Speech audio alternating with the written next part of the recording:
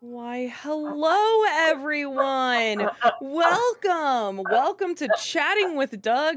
Doug's having a moment over Oh, there? I'm sorry. I'm sorry. Give me a sec.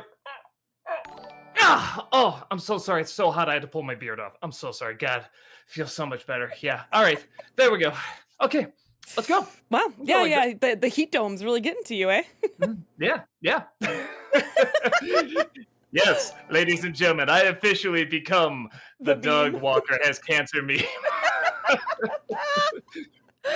Oh. know, if I ever do get it, Oh my I am god. totally recreating that picture because you got to keep your humor. That is so your sense of humor, though, too. It would be. Oh my god, that So would be your like sense that'd of be like humor. how I announce it. Be like, I'm gonna beat this with humor. Amazing, amazing. No, We yeah, figured we do not couldn't. worry. Yeah, I'm not gonna keep it this way. Uh, there's a there's a part I played yesterday just at the last minute. I'm like, well, this character doesn't have a beard. I already don't look like him. Let me just try it. And somehow shaving the beard made me look less like this guy. And it's so amazing how much I do not play this guy or look like this guy well. I can't wait for you to see it. I can't wait for you to see this failure. I'm I excited. I was the only jerk though who walked through the doors when we were filming yesterday and just couldn't even look at Doug because I was laughing so hard. Everyone Like else I was thought like, everyone "Huh, would. Yeah, the way I was huh." dressed and everything. No, people didn't recognize me. I was like, oh, I thought we just got another actor. Okay.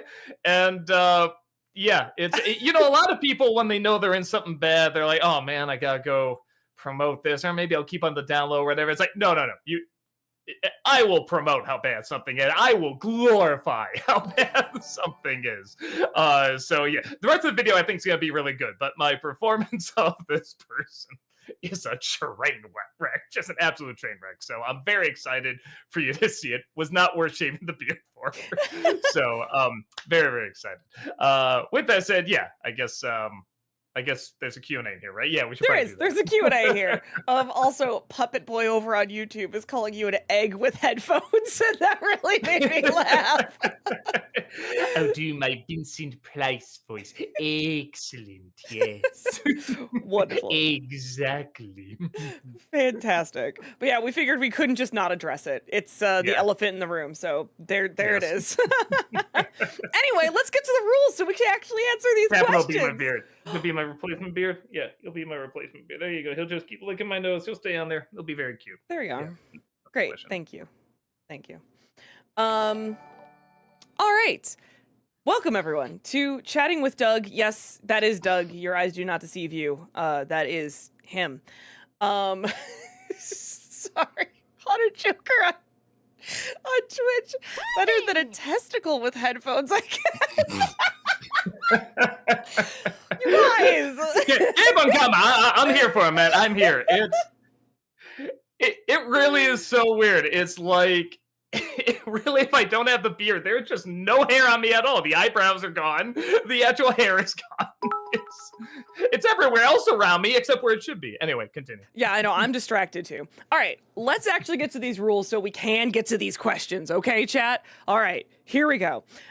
First and foremost, we give priority to the bit messages and super chats since that is some real world money spent towards the end of stream. Sometimes we have time for highlighted messages over on Twitch or regular chat questions over on YouTube, but please save those questions for the end of stream or towards the end of stream because you cannot and should not repeat yourself over and over again. You can get timed out or even banned if you're going to continuously do it. So just don't do it.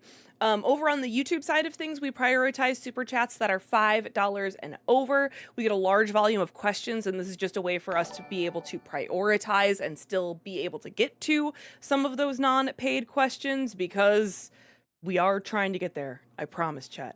I promise. Also, please keep it to one question per bit message or super chat. We have over 100 people in our combined chats here, and it's not fair if you get to ask 5 in one and other people haven't even gotten a chance to ask 1.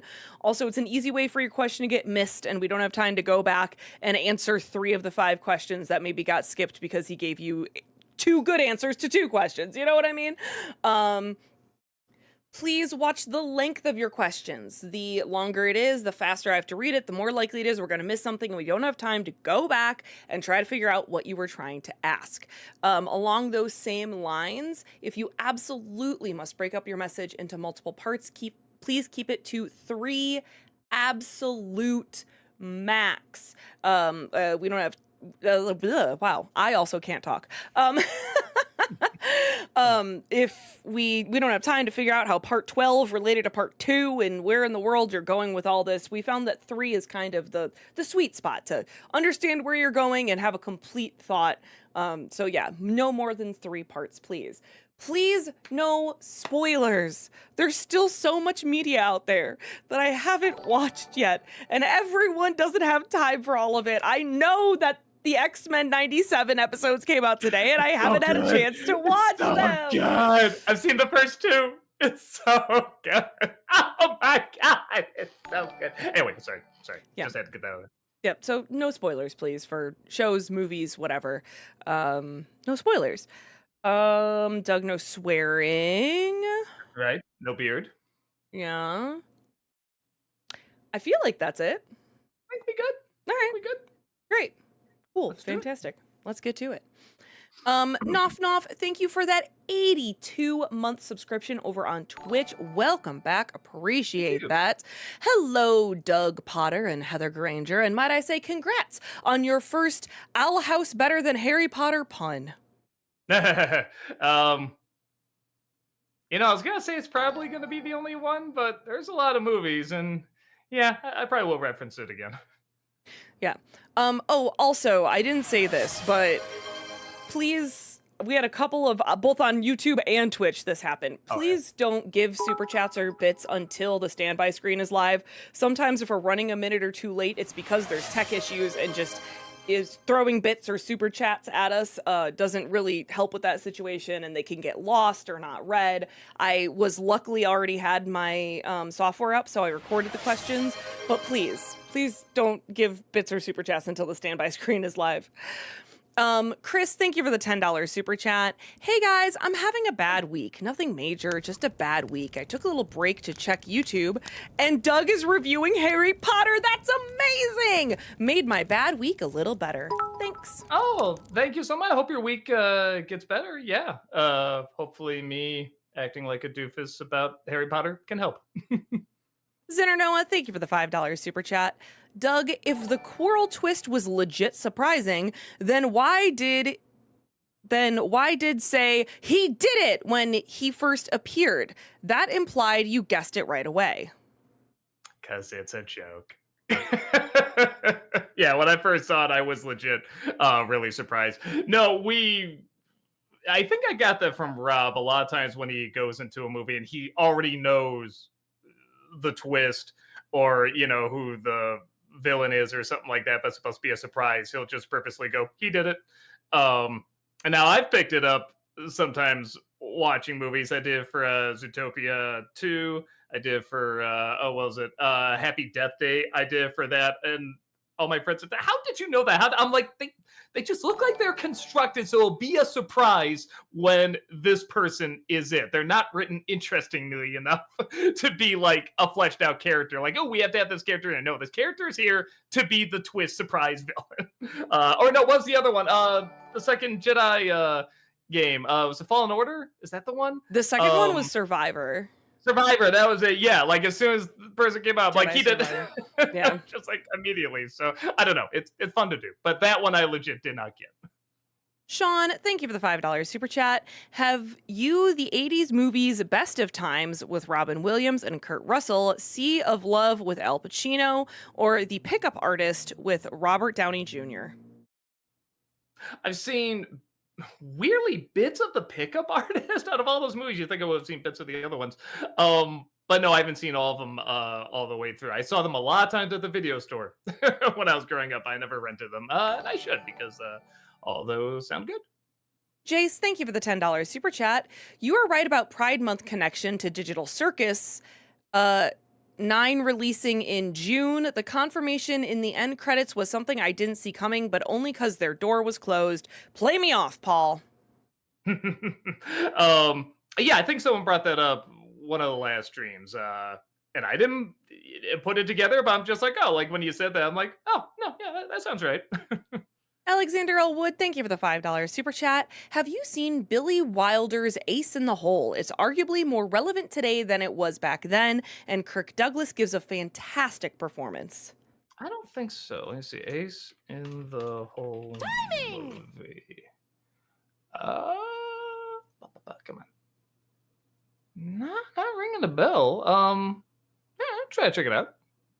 JL, thank you for the 600 bits. I remember the days when Harry Potter films were on freeform with extended scenes.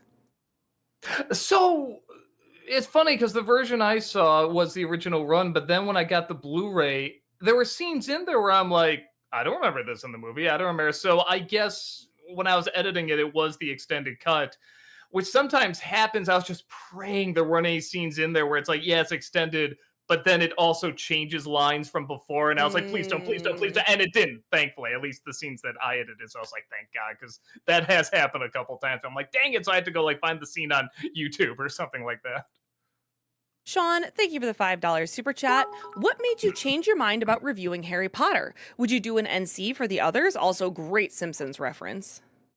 Thank you. And yeah, I think I'm going to do one every year. I'll just do them in order. I figure that's a good way to motivate me to keep doing the NC as well. Not that I need much motivation. I still love doing it. But yeah, it's one of those things where I started a few movie franchises this year. Like Resident Evil, I started, and I know there's like a bajillion of them. I'm like, yeah, I'll just keep it going.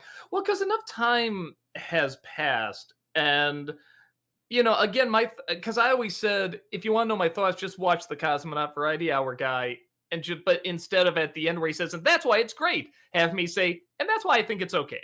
But I acknowledge it's still good. It's very ambitious, and I thought, well, that is kind of interesting. Like someone who does not love or hate this absolute phenomenon that a lot of people have grown up with now. So I'm like, all right, maybe that would be interesting. Again, looking at it objectively and really thinking about the fact that one of these pretty much had to come out a year, like several of them came out a year apart.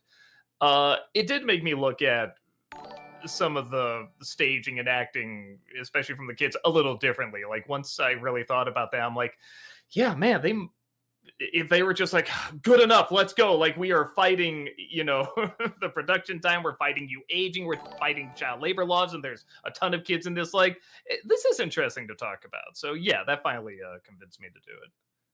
Alexander Elwood, thank you for the $5 super chat. Have you finished the new season of Bob's Burgers? And if so, what do you think of the dead fish episode?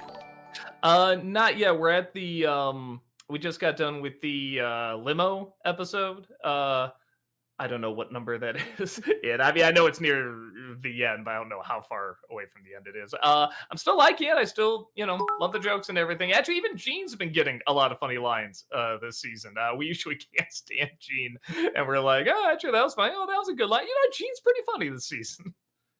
Zinner Noah, thank you for the $5 super chat. Doug, I'm pumped to meet you at Classic Game Fest, but which days and hours will you be there since I live 3 hours away?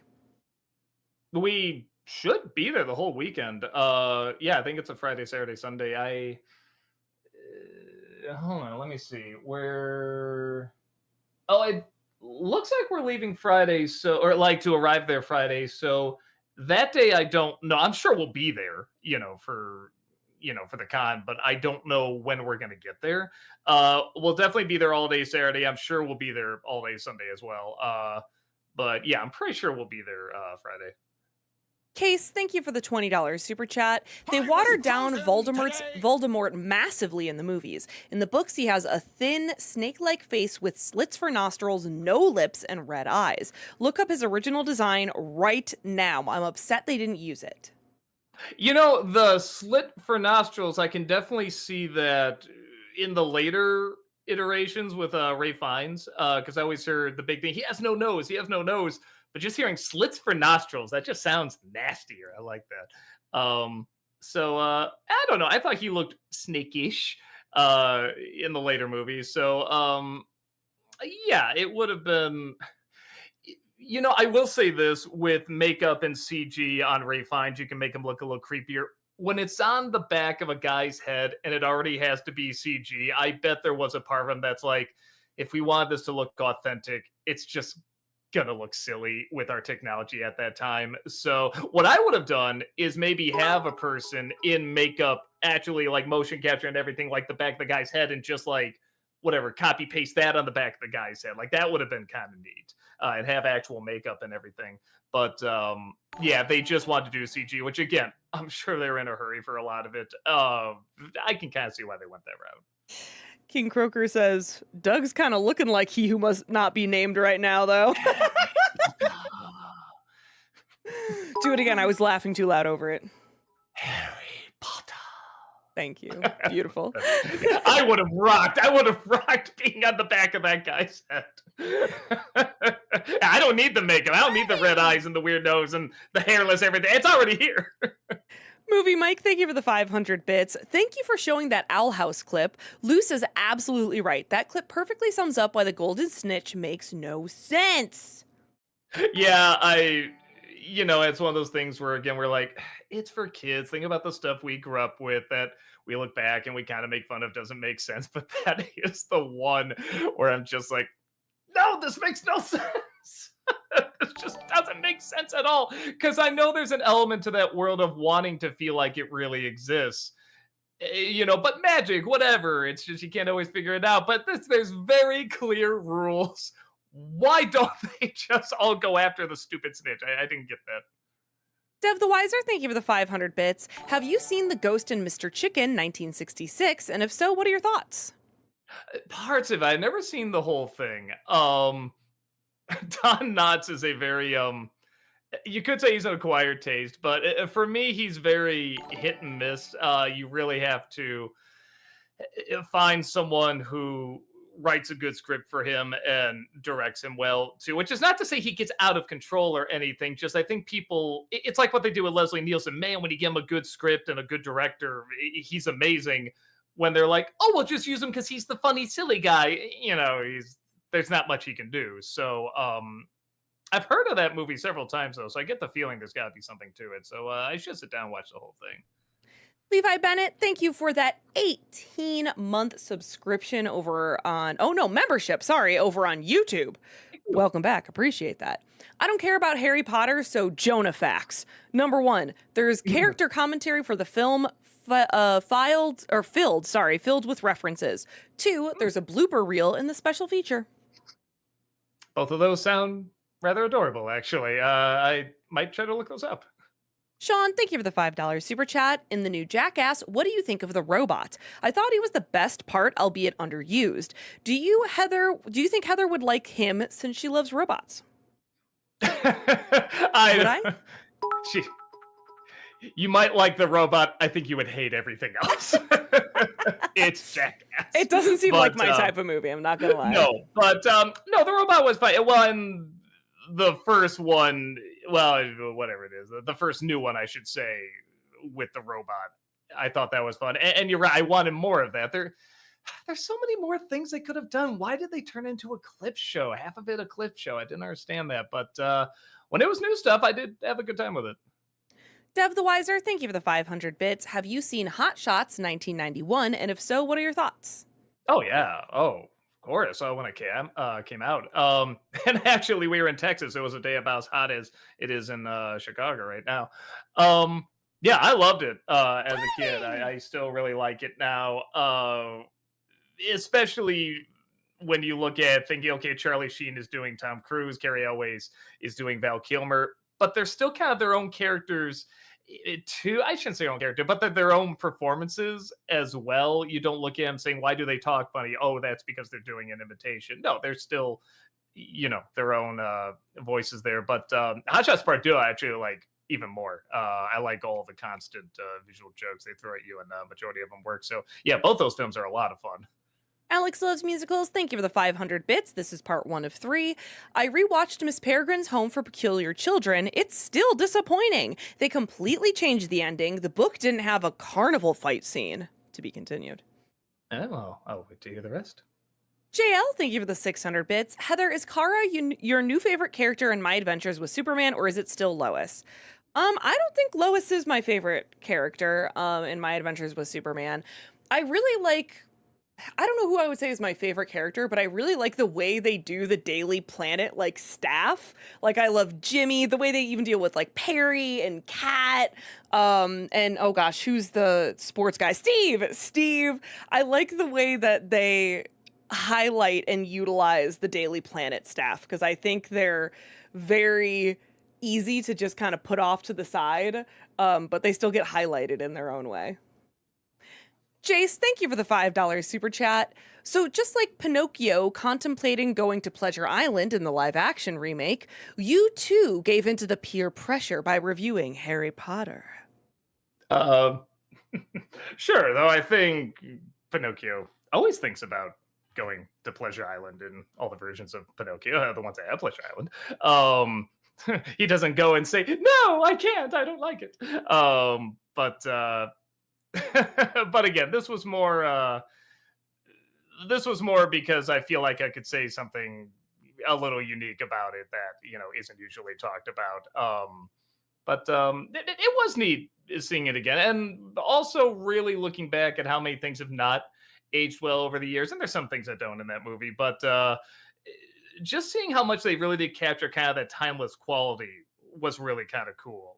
Just really looking at them, like, yeah, they're really, aside from some of the technology, there's really not a ton that spells out this was made, in a particular year kind of thing, which I thought was really neat looking back on it.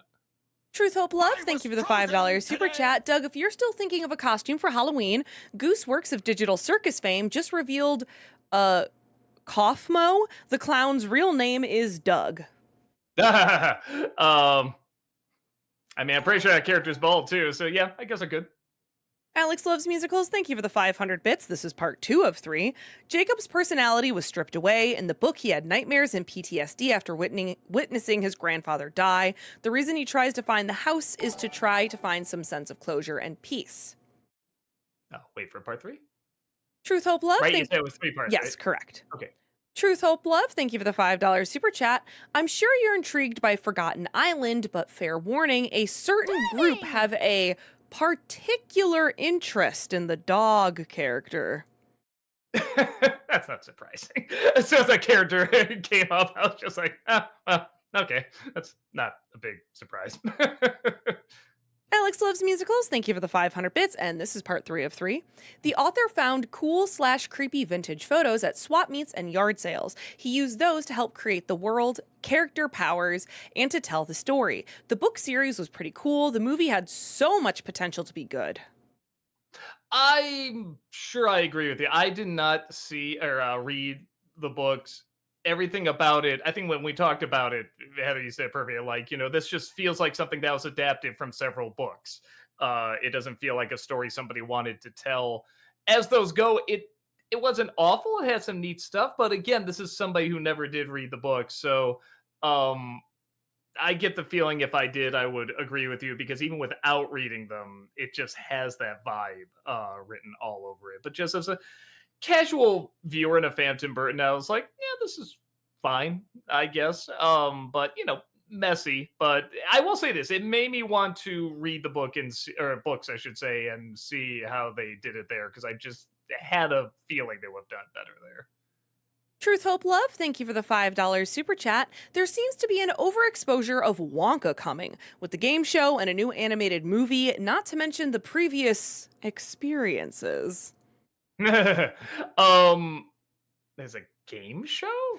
Yeah, they just released a trailer, and there's like some weird AI Gene Wilder voice. I heard something about like an AI Gene Wilder, which I was already like, ugh, but I didn't know it's a game show? Oh, okay, here it is. I'm gonna keep that tab open to watch that later. Oh my god. It's gonna be awful. Okay, I guess we'll see. Movie Mike, thank you for the 500 bits. Fun fact about Harry Potter. When Richard Harris was first offered the role of Dumbledore, he rejected it. His granddaughter threatened to never speak to him again if he didn't take the role. See, I heard it was Maggie Smith who said it is your British duty to be in this role. Like, she was like, as an Englishman, You need to do this. You have no idea the impact the story is having, like not just for Britain and everything, but like the world and everything. You need to be in this. That's interesting that the daughter said that too. But yeah, no, it's funny. I mean, Harry Potter really was everywhere. That was pretty inescapable even before then. But it's funny how some things like when Hunger Games was coming out, everybody underestimated how it was going to do. But like, sort of the millennials, the younger people and stuff like that were just like, no, this is going to be Oh yeah, huge. I This was is gonna be a teaching big middle hit." school when the Hunger Games came out. I was like, oh no, yeah, literally all of my students have read it and I've read it. Like, oh yeah, it's gonna be huge. Yeah, yeah. So it's always kind of cool when people are just like, they've caught out like, no, no, no, this is gonna be big. You don't get it, man, but you're gonna see. Jace, thank you for the $5 super chat. Reason Jason is in Dead by Daylight now because his game, Friday the 13th, DBD's rival, shut down in 2025 for copyright issues. Trapper was a pseudo Jason anyway. Yeah, no, he definitely was, but I didn't know that was the reason, but I guess that makes sense. Cool, nice to have him in there. Big M, thank you for the $5 super chat. Hey Doug, when will you go back to doing clipless reviews again?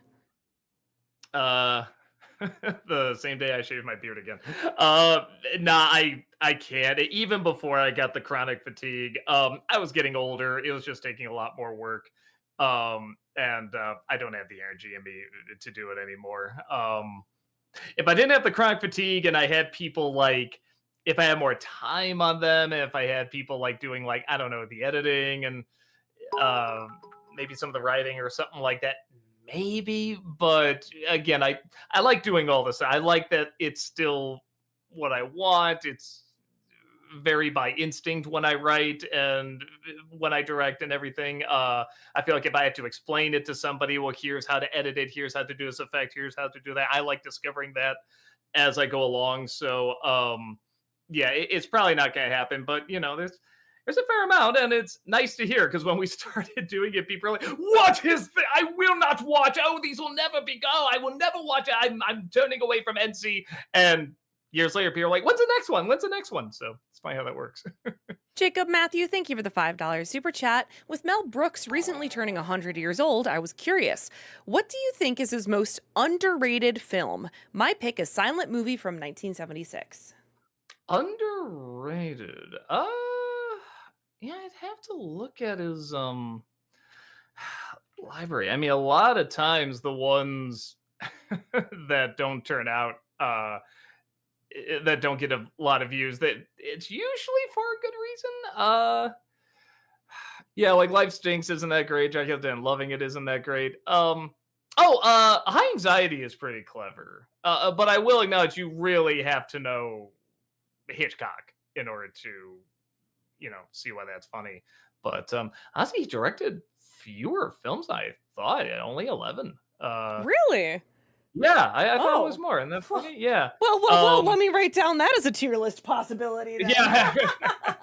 The only one I haven't seen is the 12 Chairs. I've seen all the other ones. So maybe that would be it. Yeah. All right. Great. Ultimate Frozen fan, thank you for the $5 super chat. Last stream, someone said Rumi helped with their autism. Same for me with Elsa, but I get people saying Frozen was overrated and overplayed. I feel that way about K-pop Demon Hunters. Oh yeah. Well, and that's to be expected. If anything, it's impressive when these phenomenon last beyond that. I mean, for me, honestly, it's kind of what I was getting with Harry Potter when it first came out. But I still acknowledge it was good. I'm usually pretty good at putting that aside and just going, just looking at for what it is. Part of it is I don't have kids. I mean, I know anyone that has kids. I mean, how many times will they have heard like, Let It Go? I'm sure K-pop Demon Hunt, all the people I know have kids are like, if I have to hear Soda Pop or Golden or any of that one more time, and it's like, I get it, but I still like it. No, I definitely see where you're coming from. Truth, Hope, Love, thank you for the $5 super chat. I think you could play James Gunn. Just a small wig and a different pair of glasses and keep the beard. You could play him. Well, now I can't. Well, who we have played James? I think, did Walter play James Gunn? I feel think like we did that Walter before. may have, yeah. Yeah.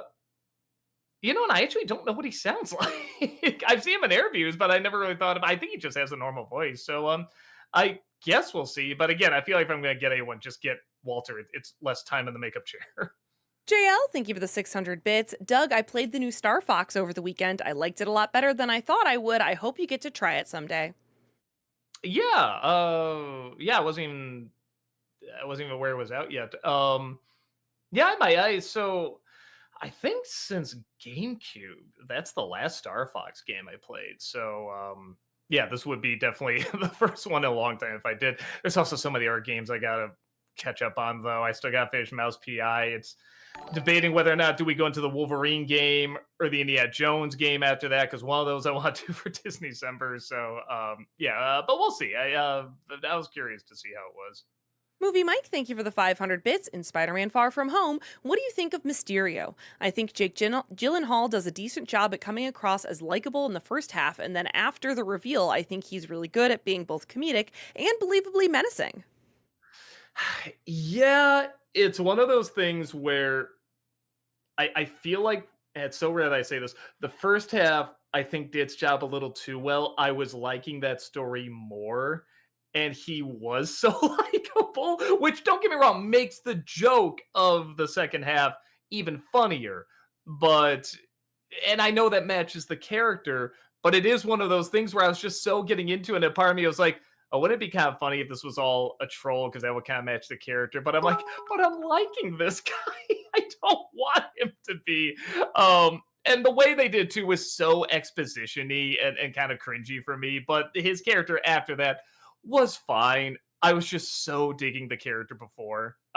So that's not really a fault on the film as much as probably me, because again, I know that's very much what that character is.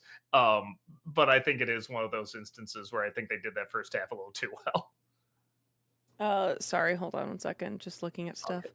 Okay. Big M, thank you for the $5 super chat. Hey Doug, what's the worst film you have ever seen and what's the best? Worst film I've ever seen is Garbage Pail Kids. That still hasn't been topped. And a large part of it is awful, but I think the fact that it's a kids film too, and it's a kids film based on a franchise I really liked. I loved those cards growing up. It's just so stupid and ugly in every definition of the word. Oh, it's so bad. My favorite film is Brazil. The Terry Gilliam film. And the nice thing is I've done Nostalgia Critics on both, so you can go see them for more detail. Sean, thank you for the $5 super chat. Beardless Doug? You need to have Trevor Mueller on your next video just to have the two of you together. Seriously, you look just like him. Which one do I shoot? Except he has glasses now. It's like he's slowly, you can watch, he's gonna grow a beard, he's gonna it's got a single white male, I guess. Smash Ultra, thank you for the 59 NOK through Super Chat. You look like a start of a create your own character in RPG games.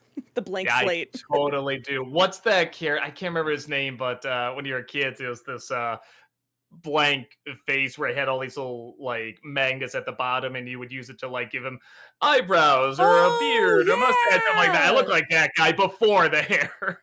Yes. Smash Ultra, thank you for the 59 NOK through Super Chat.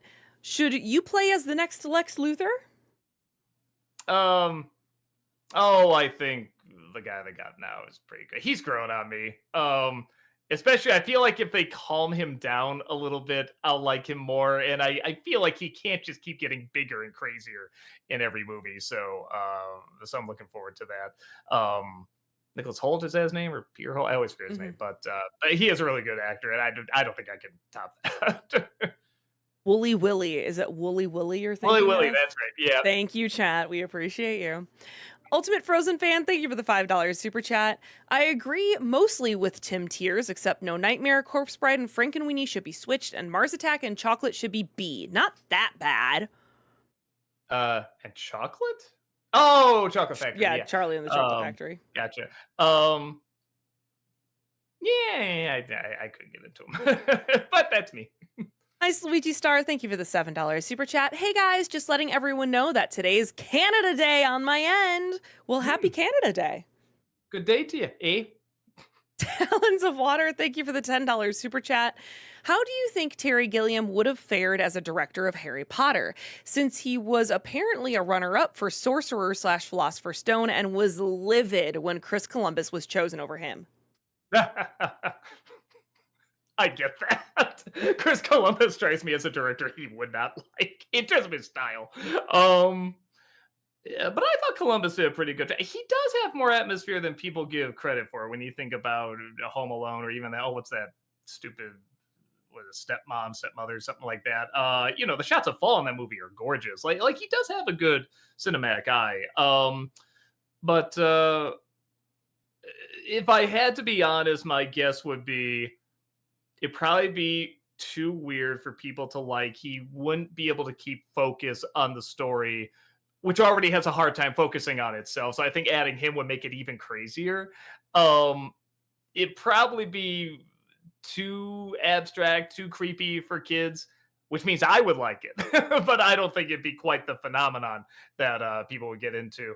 Um, so I don't know if it would work. Like with I would love to see it, and I get the feeling I would get more into that movie if he directed it. But if I'm a producer, I mean, Chris Columbus is a much more logical choice. He's even worked with kids a lot more. I don't know if you don't believe me. Look at his Brothers Grimm movie, which is also like a dark fairy tale take, and even he admitted like, yeah, I did that for the money kind of thing. So but I could be wrong. Maybe he had a vision that would have really worked with it, but I don't know. He does his best work when he has time to expand on, and Harry Potter just has so much squeezed into it that I couldn't see them allowing. I mean, his version would probably be 3 or 4 hours long, and a studio wouldn't allow that out. So yeah, if it was to be any good, it would probably have to be that long, and just no studio would allow that. So I couldn't see it quite working. Sean 49 Doctor, thank you for the 500 bits. Hey Doug, with the World Cup going on, I'm surprised you didn't do an NC for Bend It Like Beckham. Would you be interested? You know, maybe I gotta see it again. I saw it. It was fine. I liked it. But I know people that just adored that movie when it came out and still really love it. So, yeah, maybe I gotta see it again. Like it's good. It's a decent flick, but yeah, I guess it just never grabbed me as much as other people. So maybe that some years have passed. I should watch it again. Movie Mike, thank you for the 500 bits. How would you rank these race comedies? It's a Mad World, The Great Race, The Cannonball Run, and Rat Race. All right, so personal preference. Great Race would be first, then Rat Race, then Mad World, then Cannonball Run. But objectively, probably Mad World, Great Race, Cannonball Run, and then Rat Race. Mega Guy, thank you for the $14 super chat. Generation 1, Beast Wars, Animated, and Prime are considered the 4 best Transformers shows ever made. We know your thoughts on G1, but think you'd ever watch the others someday in the far future? I mean, I'd be open to it, but Transformers is something that I liked growing up. I enjoyed if it was on. Let me put it this way: I never tried to seek it out when it was on. If it was on, I would watch it and enjoy it. But yeah, that's kind of the extent of it. So yeah, like when the first movie came out, I got that nostalgia, and it was a good time. In terms of like the deeper character and everything, it's not something I ever craved or seeked out. But it's great that they're doing it. I mean, like that Transformers One movie, was great. So I'm open to it, but it's not something I'm like actively, seeking out. Jace, thank you for the $5 super chat. Forgot to say this last week. Got something even you can't resist. Wilkins Coffee, Veggie Tales edition. Larry the Cucumber killing Bob the Tomato is lol. Yeah, that's. I swear that was intentional. Maybe not, but I feel like they're designed to look like puppets, specifically Muppet style puppets, so that if they did stage shows, they could do that, or whatever puppet shows at anywhere to entertain kids. So but I've never seen the stage show. I'm sure they've done some, and I don't know in what way they did it, but yeah, I feel like just looking at the design of them, they look very Jim Henson-y to me, which is not a bad thing. Those characters are very expressive and everything. But yeah, I always wondered if they designed it with the idea that, okay, we can also use these as like little physical puppets as well. What up, JD? Thank you for the $5 super chat in Kingdom Hearts 3. What are your thoughts on its recreation of Let It Go? I simply can't get over how identical it is to the movie version. I guess I don't know. There's a weird something fell over there. Don't. I thought that might have been Chaplin. Oh, he knocked over our phone. That boy. Yeah, get out, out. Let's see. Yeah, creating a Let It Go. So if it's something that was hand drawn and they recreate in 3D, I think that's something. And vice versa, if it was 3D and they recreate in hand drawn, I think that's really, really cool. When it's 3D recreated in 3D, I feel like you're just taking what's already in the computer and you're just, lowering the resolution a little bit. And then, I don't know, throw in, Donald and Goofy, and that's about it. So I don't know. I guess on the one hand, I can be like, wow, on a whatever it was on PlayStation 3, whatever it was, that's really, really impressive. But at the same time, I'm like, but yeah, it's already in the computer. They already have all the computer files and everything there. And I'm sure it's not as simple as that. It'll just plug in, do it there and everything. But in terms of like the artistry of it, I feel like there's much more you can play with in terms of going from one medium to another, from 3D to 2D or 2D to 3D. Well, it's just 3D to 3D. It's not as impressive to me. But again, not being a computer programmer, I'm sure there's a lot more that goes into it. But just being a casual observer, I'm not really someone that looks at it and goes, wow, it looks exactly like it. I guess I'm maybe more impressed with like during the pirate scenes, the Pirates of the Caribbean scenes, some of those moments, even though that's all computers too, with like some of the people fighting and everything. It's like, oh, that almost like really looked like it was there. It really looked like the film because that's supposed to look realistic. So maybe that impressed me a little bit more, but yeah, when 3D animation is supposed to look like 3D animation, again, I'm sure it takes a lot of know-how and a lot of tech that I don't know about, but it didn't really do too much for me. Smash Ultra, thank you for the 59 NOK through Super Chat. Did you hear that the Powerpuff Girls are going to have a second movie? We asked for a second Simpsons movie and we get this? Hope they get fingers for once. Well, I think they're, thought I heard they're doing another Simpson movie. I could be wrong. I thought they greenlit that. But yeah, sure. I mean, the first film I was honestly kind of indifferent to, but they want to do another one, absolutely. I mean, I'm sure the nostalgia for it's really high right now, so yeah, sure. JL, thank you for the 600 bits. The Harry Potter films, when released on video, came out with 1 and 2 on extended cuts, but we never got 3 through 7 extended cuts on media. That always confused me. Well, because I think they just started putting the extended cuts in the movie. I mean, the last part is 2 movies. So yeah, when again the books kept getting longer and longer too. I mean, the last one's like the size of a Bible. So I kind of get the idea of well, I'll say this. It's surprising they didn't do it years out. Like Prisoner of Azkaban 5-year anniversary or 10-year anniversary extended edition. Like that's a little surprising because they could put stuff together. I mean, even if it's just deleted scenes, they're like, we don't want this in the movie, but just the extended edition. People just like that. So I guess that's a little surprising. A lover of cinema, thank you for the 500 bits. Doug, what are your thoughts on Ellie Kemper? I know you've brought up plenty of times in the past that you're a fan of her show Unbreakable Kimmy Schmidt, but you've never really shared what you think of the comedian herself. Oh, she's funny. So that's the main thing I know her from. I've seen her in other stuff, and she's funny. I like her. But that's the one, where she's really allowed to shine and be the lead and show her range and everything. But no, any other time I've seen her, I've always enjoyed her. But yeah, that for obvious reasons has stood out the most. The Heroic Scope, thank you for the $10 super chat, did a hero examination on my channel of your 2 favorite characters, Doug, Atticus and Margie. Any other heroes that you that are your favorite?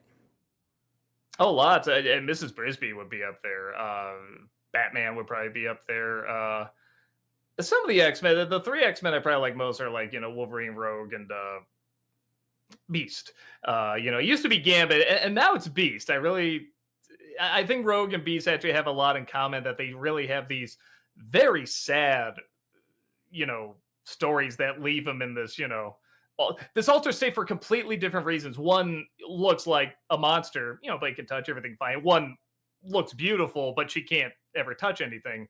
So I think that the fact that they both have very chipper, very upbeat personalities despite that, and they do have those times where they go into the pain and the hurt and everything, I think that's really cool, and I think that's a good thing for kids to see too, that you can have this really awful part that's painful, or this awful pain, but it doesn't define you necessarily. You can still be a very upbeat, chipper person. If anything, maybe part of that came from this pain. So I really like those characters because of that. And of course, I like Wolverine because he wears his pain on his shoulder and he doesn't give a crap.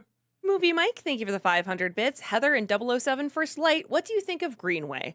I like him. He's honestly very like trope-ish, where it's like, the mentor who doesn't really like him, but now they're coming around, and he's kind of stuck on this journey with James, and they're becoming friends, or getting really close. But I still think he's done really well. I enjoy him being kind of the fly in James's ointment, especially because he is so like by the books and by the rules, and James Bond is so like, I think we just got to make it up on the fly, man. We just got to go.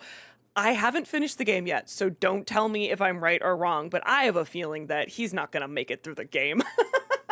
If everything else about him is tropey, that sounds right. I have a feeling he's not making it through to the end of the game. Blue, thank you for the $15 super chat. Hello, I have a question that I don't think you got last time. Will you review Bionicle movie someday? Yeah, no, I thought I answered that. I thought so too. I had it for Disney December on the Disney December list. And it's one of those that just kept getting moved around because other things would come out. But I know people have wanted me to talk about. I've never seen it. I kind of know what it is. I remember it was advertised everywhere, and people asked me to review it. So yeah, I feel like Disney December is a good workaround with that. Doug Doms, thank you for the $5 super chat. Hey Doug, I know it's early, but have you ever seen Scooby-Doo and the Goblin King with Tim Curry and Wayne Knight? Halloween special. It's good. Okay. No, I haven't. I haven't seen a ton of Scooby-Doo movies. Honestly, the ones I've seen, I've reviewed, so that's kind of it. But some of those were fun, and once in a while, people say, "Oh, we reviewed this one." I'm sure that was one of them. So yeah, maybe I'll get to it someday. The Wizard of What, thank you for the $5 super chat. Who do you think would win in a hammy child villain off? Draco Malfoy or Linus from Shark Boy and Lava Girl? Man, let me see.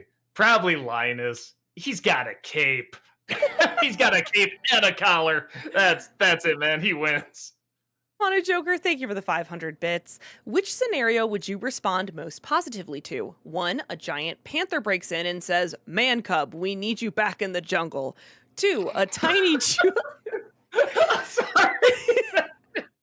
Was not expecting that. Okay. 2, a tiny Julia Roberts flies in and wants you back in Neverland. Or 3, Morpheus appears and asks if Hercules appears and says, "Phil and I are training you to be a hero." Well, that's I want to fly. I'll go with Peter Pan. And I can get my childhood back, which I'm clearly not obsessed with at all. Patrick Johnson, thank you for the $10 super chat. Speaking of child labor, review revisit of Temple of Doom. I'm gonna do a Disney December on it, where I'm gonna review it again. So my thoughts haven't changed a ton, but they have a bit. So I do want to talk about that. I'm gonna do that for Disney December this year. Haunted Joker, thank you for the 500 bits. I meant to delete that Morpheus part. Sorry about that. I didn't read that ahead of time. Anywho, thoughts on There's Something About Mary? I really liked it. I thought it was really funny. I saw it several times in the theater. When I think of a comedy where just the whole crowd is laughing, and it's like, I like seeing comedies on the big screen with an audience, and we're all just laughing at the same thing. We're all sharing that same, like uncontrollable laughter. It's just such a great sensation. Like, that's one of the movies I think of, because the first time I saw it, I saw it with my brother, and we had a decent sized crowd there. and we laughed hard at so many scenes, and we just said we got to see that again. And this was like we would see movies, because we were still pretty young. Once in a while, we would see movies more than once, but that one we were just like, we're seeing that again. We're seeing that. We definitely got to see that again. I think we saw it like 3 or 4 times. And just had a blast every single time. Jumpy Nedved, thank you for the 30. I'm not gonna lie, I don't know what that symbol means. Through Super Chat. I've been watching you since I was 13. I am 31 now. What's your most common I'm not going to review that movie request? Uh, Let me see. I guess Doctor Who I get sometimes. A lot of Sonic stuff I get a lot. It's not that I would mind watching them and stuff. It's just there's so many of them, and they're usually series, and that just takes a lot longer to do. So yeah, those are probably the ones. It's a shekel. Sorry about that, Jumpy. Movie Mike, thank you for the 500 bits. Do you plan on watching the second season of the live action Avatar? If you're not missing anything. From what I read, a lot of jarring changes were made. Oh, and remember the guru who taught Aang about the Avatar state, which led to the onion banana juice scene that made you cry? Well, he isn't in the new show. What were they thinking? I mean, I really don't have any interest. I forgot it was even out until like I think before I started here. I saw a little thumbnail while I was looking through the comments of the latest NC video. I was just like, "Oh right, that's out." I guess I'm a little curious how they handle Toph and Azula. I'm curious to see like the actresses they get for that. But yeah, the first one didn't do anything for me. I didn't see the point. Hearing that they changed stuff with this, it's like, well, yeah, it's fewer episodes, it's live action. I get it. Again, it's like doing a Last Airbender movie. Just why? You're not going to be able to capture what's so great about it. The best you can hope for is getting some elements like fractions of the charm of the original, which at times they do. And there's even some things I thought were done better. I thought the general in the live action season was actually a little better than the animated one. And then Chaplin, come on. Sorry, he's really go out to the phone here. And Iroh I thought was just as good as the other. But yeah, that's about the most you can really hope for. Yeah, I don't know. The first season didn't do anything for me. If I have time, which I probably won't, I'll try to check it out. At bare minimum, I'll probably try to go to an episode that has Azula just to see how they handle her, and then like one with Toph just to see how they handle her, because I'm curious how they translate to live action. But yeah, everything else I don't really have an interest for. JL, thank you for the 600 bits. No message, just the bits. Smash Ultra, thank you for the 59 NOK through Super Chat. Have you heard of the anime Bobo Bobo Bobo? It's like The Tick, The Mask, Deadpool, Freakazoid, and Dragon Ball Z all rolled into one. I've heard that title. I don't know anything about it. And it's funny too, because if I was to see that written out, I'd be like, what is that? No, I've never heard of this. But when you read it, I'm like, I have heard it, because everybody says it that way. Bo, bo, bo, bo, bo, bo, bo. I mean, there's like a cadence to it, yeah. Yeah, there's a cadence to it. So no, I've never seen it. I guess I've heard good things about it because I've heard the title. Something's either really good or really bad if I've heard about it, and I haven't seen it. So yeah, at some point I'd like to check it out. Ice Luigi Star, thank you for the $28 super chat. You mentioned that many of the Toy Story sequels rehash 2, in this case being the villains. But I could argue that 3 doesn't fully rehash 2, as shown with Lotso backstory, who had an owner opposite to Stinky Pete's case.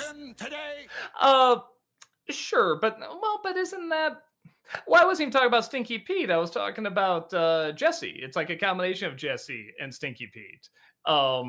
So, and I'm not going to say it's a complete 100% rehash. I mean, obviously, if it was, I don't think people would like it as much. But to go from 1 to 2, where it really seemed like there was, a real evolution to it. And the third one definitely, and this is why it's still good, it was a wrap up. It was an ending. You go, okay, well, some of this is repeating, but you can kind of do that because it's the end, and you can have some stuff come back. Oh, isn't this like before? Isn't it funny how these things happen? It's like a combination of everything that happened prior with a few new added elements. So like, that's fine. But now that they're still going, it almost makes it feel even less important. So, but it's still a good movie. Big M, thank you for the $5 super chat. Hey, Doug, you should come to AwesomeCon in Washington, D.C. If you want us out there, go to them and say, "Hey, we want Jam Awesome down there." Down, I can talk down there. There we go. And maybe we can make it happen. I'm still here. I'm just throwing Champlin out. He's just really messing with our phone here. You gotta go, buddy. You gotta go. John Mock, thank you for the $5 super chat. He can hear me, chat. He does have his headphones on. Hey, Doug, I've been watching you for many years. You're one of my biggest sources of inspiration. Thank you so much. I'm here. I'm just putting this. Man, how am I gonna do this? So I have the phone charging. He will not leave. He will not leave. Nah, he's messing with the. It's not just the phone. It's the phone we shoot things on now. Oh. He's never gone after it before, so I'm just like, okay, I gotta just put the wire and everything high up. So,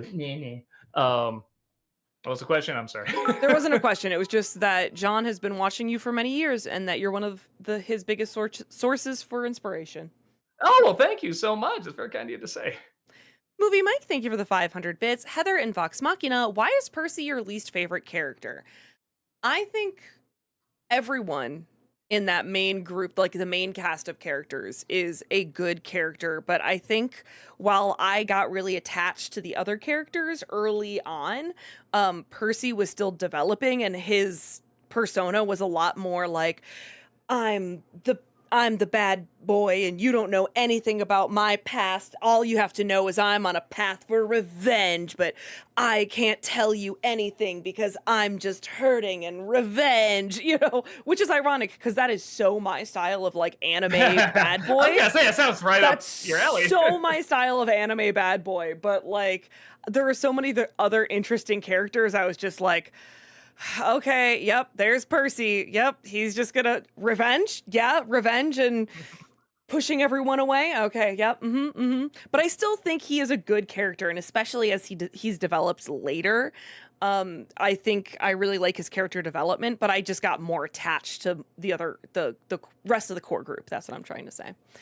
JL, thank you for the 600 bits. Doug, did you hear about PS6 going all digital?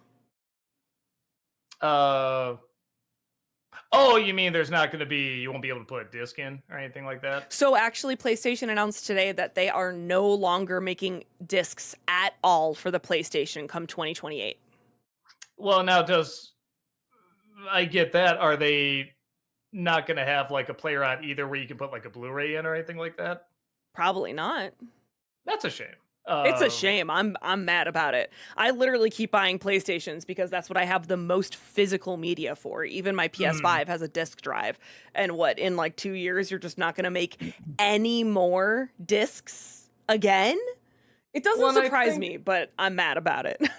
It doesn't surprise me, but I don't know. I could see it like for now they're doing this, but I feel like physical media will come back. In some ways it is coming back, and like either the next system or a few systems down, they're going to go back. It's going to be a big deal. Like you can play discs on it again. Like that's going to be a big thing.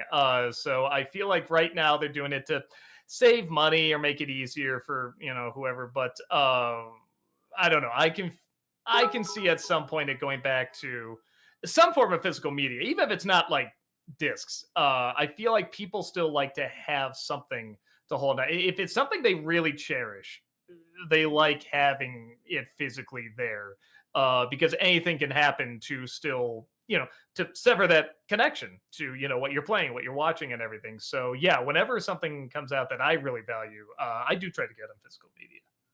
Movie Mike, thank you for the 500 bits. Heather, in the second season of My Adventures with Superman, what do you think of Brainiac?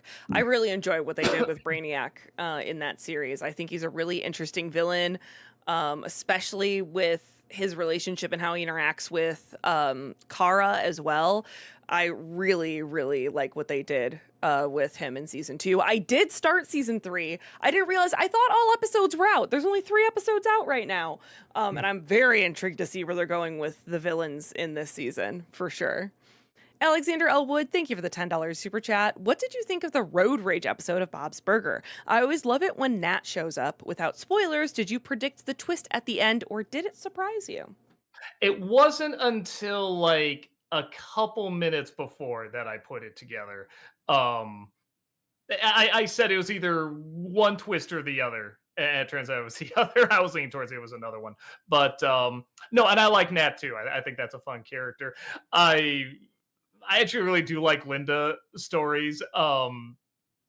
She's one of those few characters where her side commentaries are fun and adorable and everything. And then when she's the main lead of an episode, she's still really fun and entertaining.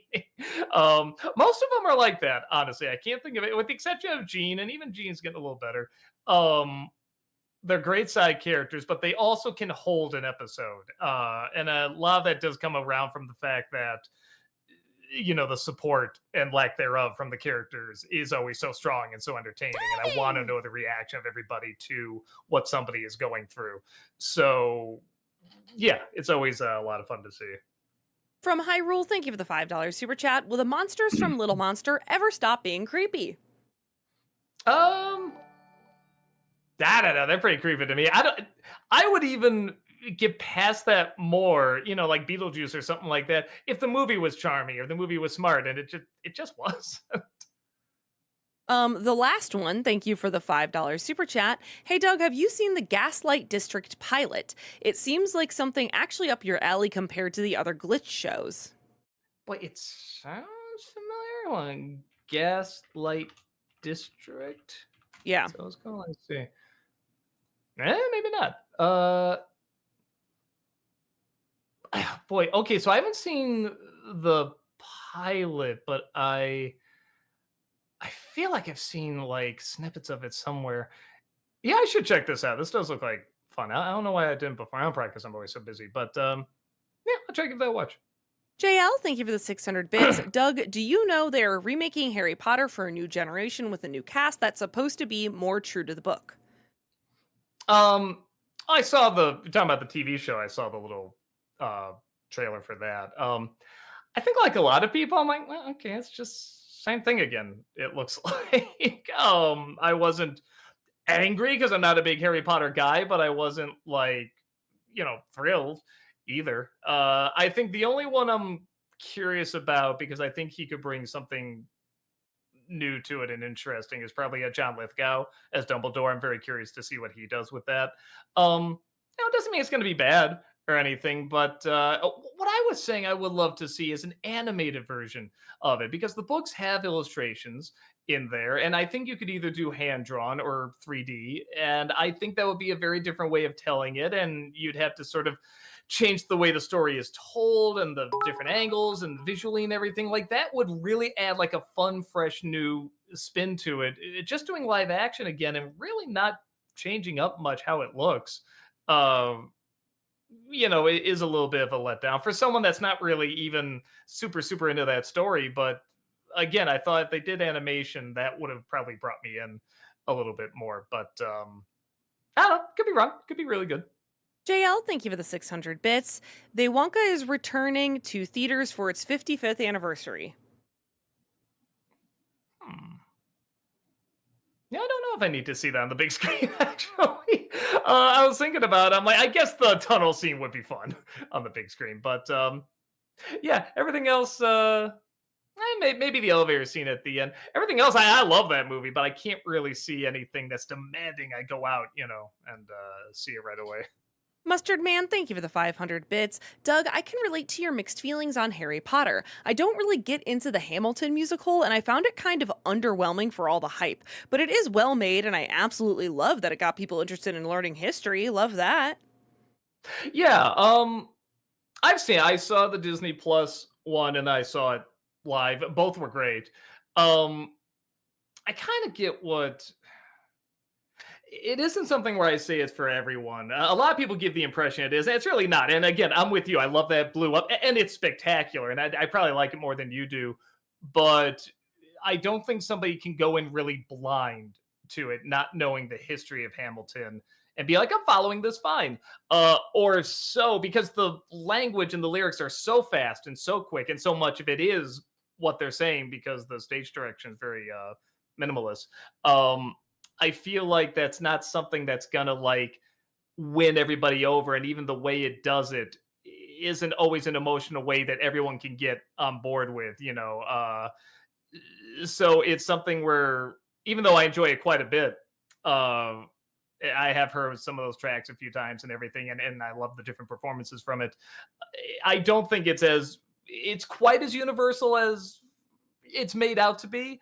But like you said, but it's still really good, and I do really enjoy it. I mean, and it's a spectacle of songwriting and lyrics, in my opinion. Like I said, I mean, part of it is just seeing it live and seeing how fast and quick they can do all that and just not miss a beat, which is just phenomenal. But yeah, so that's kind of the spectacle element of that, and within that spectacle, you find yourself actually carrying and saying, "Wow, this is like actual history too." So that's like really really neat. So there's a lot going on in there, but I'm not shocked if it doesn't necessarily grab someone. I'm still here. I think Chaplin finally wants out. Movie Mike, thank you for the 500 bits. After Richard Harris died, what did you think of Michael Gambon as Dumbledore? He's very different, and I don't mind that. Gambon always looks like he's up to something, and I like that. Harris looks like he's just seen it all, and nothing really surprises him anymore. And both are good, and both seem true from what I've heard of the character. Um, Bizarrely, I do find myself liking Harris a little bit more. There's something about when a character gets older and they're just a little bit more relaxed, even though things are going crazy. I think some people see that as underacting, but I think if it's done well, it can really give the impression like, nah, you've just kind of seen it all, and you got a little bit more of like a cool head. That's why I really liked. I like Alec Guinness as Obi-Wan. I like Rosario Dawson as Ahsoka. Like they really act like they've just kind of seen it all, and you've seen them go through it all, and you believe that's them. Sort of closer to the end. I mean, I guess Ahsoka's not that old, Rosario Dawson, but she's gone through so much, you feel like it's aged her in many respects. So I find I like that a little bit more, but that's not at all to discredit, what Gambon was doing at all, which is, he's an older guy, but he's, still got that mischievous side to him. He's still kind of up to something. And you can just tell in the way he does his performance. So yeah, both are very good, but they are very different. Alexander, thank you for the $5 super chat. Have you seen the classic crime film White Heat? James Cagney's performance is like Norman Bates if he was a gangster. Brilliant movie. I've heard of it. Don't think I've seen it. I have not seen nearly enough Cagney, and I really need to. Because anytime the few that I have seen are great. I know these are phenomenal stories. And I really should. No, I haven't seen this one, and I should. I'm really, really behind on Jimmy Cagney movies, and I really shouldn't be. Headshot, thank you for the $5 super chat. Fun fact, Rupert Grint drew Alan Rickman as Snape during filming in the first movie. Alan scared him as Snape, made him sign it, and keep it since then.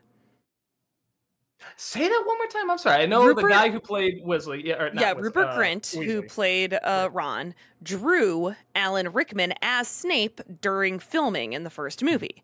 But Alan scared him as Snape, made him sign it, and has kept it since then. Rickman signed it or Grint signed it? I think Rickman signed it. Okay. I also am not sure. I can see him being very threatening looking to kids. Especially the way they shot Headshot him is saying apparently Grint signed it. Okay. Yeah, I can see him being very intimidating, especially the way they shot him in that first film. Just his overall demeanor. Yeah, I can see that.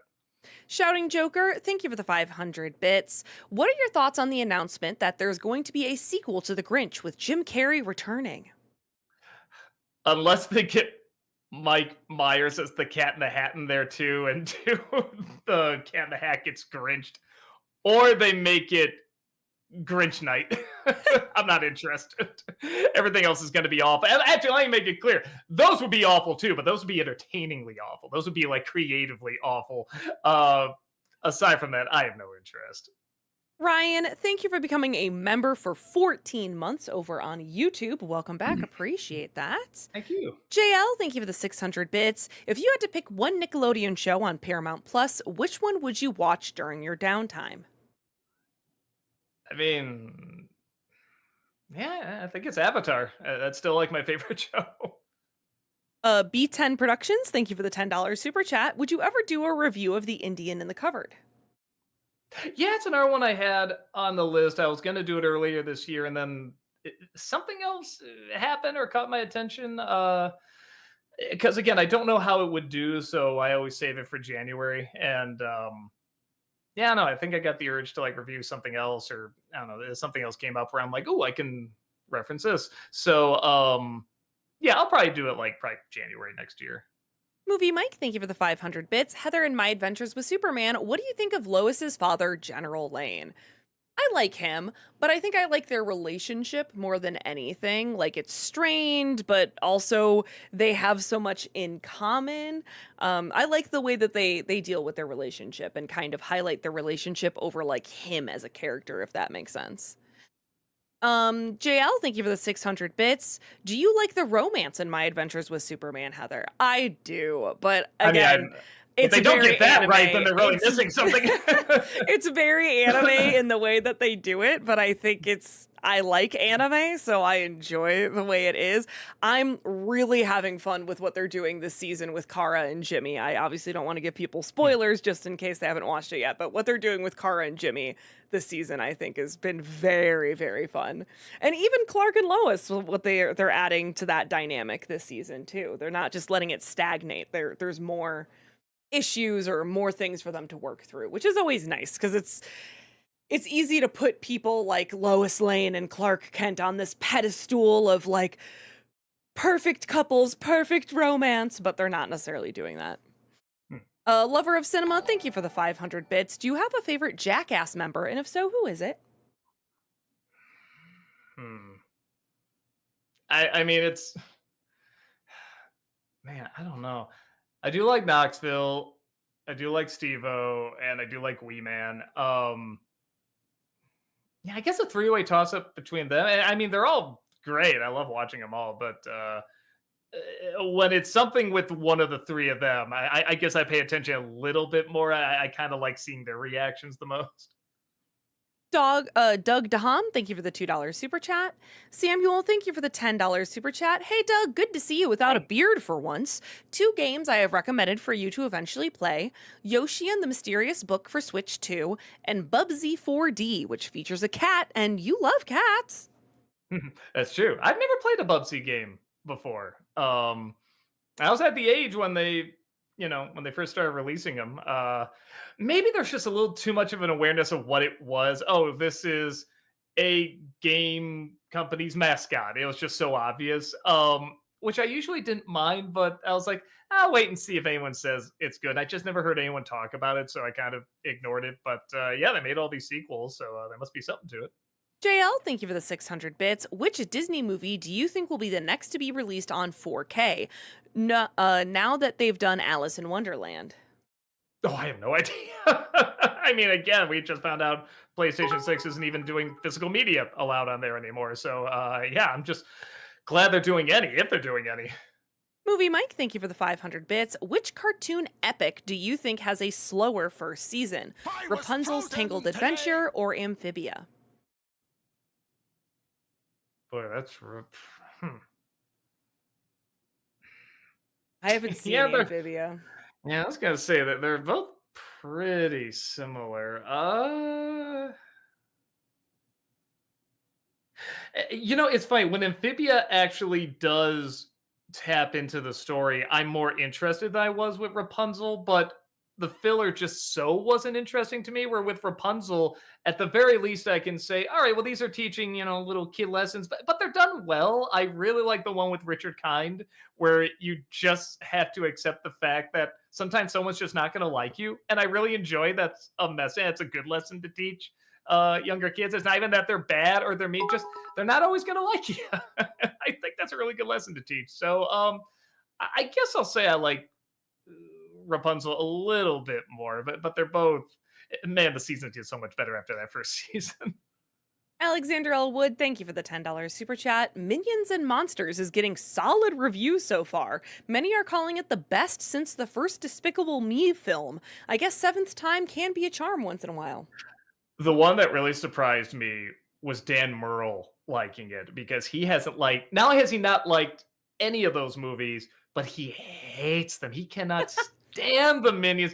The best line he had was that he thought, I think the last one should have been submitted for an Oscar for Best Foreign Film as a a representation of the country of hell. Like he hated them that much. And he said he liked this one quite a bit. Which I don't think I've ever been excited for a Minions movie, but knowing that, now I actually am kind of curious. JL, thank you for the 600 bits. For the last bits that were sent out by accident, here was the question. What did you think of the new design for Star Fox and the other characters? I was surprisingly okay with them only because it was what I thought was a throwback to the original Super Nintendo designs, of the that was on the box art and the little instruction book and stuff like that. I thought that was fun, but I'm also not super into like the characters' lore and what they're about and everything. So I guess if I was, maybe I wouldn't like those designs. But for me, it's just a fun little nostalgic throwback. I mean, the little bit I played of the games, I remember the most fun stuff being the actual just flying around the ship. How do the graphics on the ships look? So it didn't bother me much. I actually thought it was kind of funny. It was kind of cool. But yeah, I think I'm alone on that. Nicroman, thank you for the $5 super chat. What would you picture a Metroid movie to be like? I honestly think it should be animated like the Final Fantasy VII Advent Children movie. That could work. It's one of the few times you could do it animated. I'm sure it'd be very, very cool. I would like to see that in live action. I think that suit in live action would look cool. I think those environments would look cool. I think the ships would look cool. I think the monsters would look cool. Just everything in 3 dimension, like in that kind of alien, but like a semi-colorful version of Aliens. It would be what I like to see. Aliens was mostly blue. Just throw in some of those bright colors like the orange and the yellow and stuff, but still have it be shadowy, and still have a little bit of that blue purple backdrop as well, and have it be grungy and everything. I don't know. I think in live action that could be really, really cool. And I usually am one that's like, try animation, try it out. That's one where it's like, man, I like to see live action. I like to see as many practical effects as possible. Do it like how they did that last Alien Romulus movie, where of course there's CG in there, but there's a lot of practical effects in there too. The last one, thank you for the $10 super chat. Hey Doug, what are your thoughts on the brand new Day trailer? All I'll say is Savage Hulk alone was enough to warrant me getting a ticket. Yeah, I guess we'll see. A part of me goes, oh, do we have to have Hulk in this? But that's because I haven't been very impressed with what they've been doing with Hulk lately. But this could be a chance to make him kind of cool again. Like I said, I think not Endgame. What's the one before that? Before Endgame? Infinity War. Yeah, Infinity Okay, War. Like that's the last time I saw like cool Hulk. So if they do that again, I'd be totally on board. So you could be right. Maybe there's something there. Shouting Joker, thank you for the 500 bits. I just watched your review of Supergirl. What'd you think of the villain? In my opinion, I thought he was pretty bland, especially coming off of Lex Luthor. Yeah, especially when they show him, he's got a fun design with all the little pins on him and everything. And I get the idea of chasing after a villain and you don't necessarily see much of this guy. That can be done very effectively, but when you do see him, he has to really leave an impression. He has to be very intimidating. You have to have fear for what's going to happen to these characters when they meet up with that person. And I didn't, because the guy barely did anything. He just looked, like that. He didn't really do or say that much. So yeah, I thought there could have been more done. It didn't necessarily have to be, I have to see more of him. It just had to be when I did see him, he should have left a bigger impression. He looked like a henchman. He looked like a henchman that would be like in Lobo's gang or something like that. He doesn't look like this would be the main threat of the movie. Shouting Joker, thank you for the 500 bits. I just watched. Oh, I just read that. Sorry. One Man Army, thank you for the 500 bits. In my opinion, I think they should have brought Stinky Pete back in Toy Story 3 as a reformed villain who helps Woody out. Also, Doug, I attended my first Furry Con, being Furality Con on VR chat with my BF. I'm gonna try to make it to Megaplex Con in August this year out in Orlando. Cool. I hope you do. And I mean, if you're concerned about, oh, I want this character to come back in Toy Story, don't worry. By Toy Story 11, they'll be in there.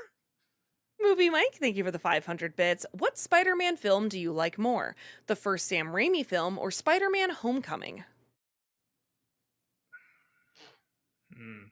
It's funny. The first Spider-Man's probably a better movie in terms of setting things up and everything, but eh, I'd probably rather watch Homecoming because I do like that Spider-Man. I do like that dynamic. It was a bit more fun. That's more my speed of what I would like a Spider-Man movie to be like.